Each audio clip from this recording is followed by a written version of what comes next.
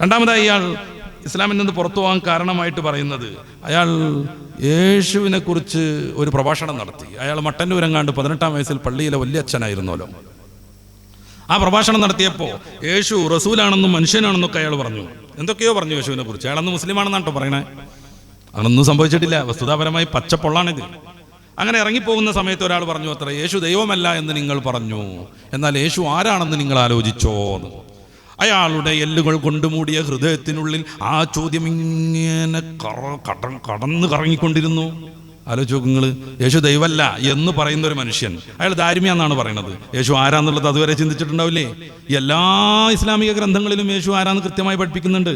അയാൾ ഇപ്പോഴത്തെ പ്രശ്നത്തിൻ്റെ ഇടയിൽ പറയുന്നുണ്ട്, 10 വർഷം മുന്നേ വരെ ഖുറാനിലുള്ള യേശു തന്നെയാണ്, ഈസാ നബി തന്നെയാണ് യേശു എന്ന് സഭ പഠിപ്പിച്ചിരുന്നു.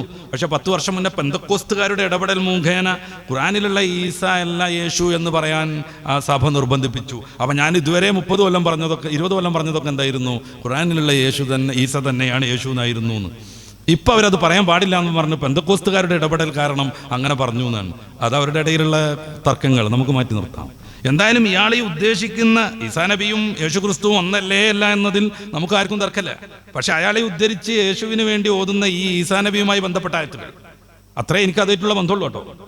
ഖുർആനിൽ പറയുന്ന ഈസാ നബിയായിട്ട് യേശു ക്രിസ്തുവിന് ഒരു ബന്ധമില്ലേ? അത് നമുക്ക് പിന്നെ പറയാം. അത് അവരും തന്നെ മാറ്റി 10 കൊല്ലം മുന്നേ മുതൽ എന്നാണ് ഈ മാരിയോ ജോസഫ് പറയുന്നത്.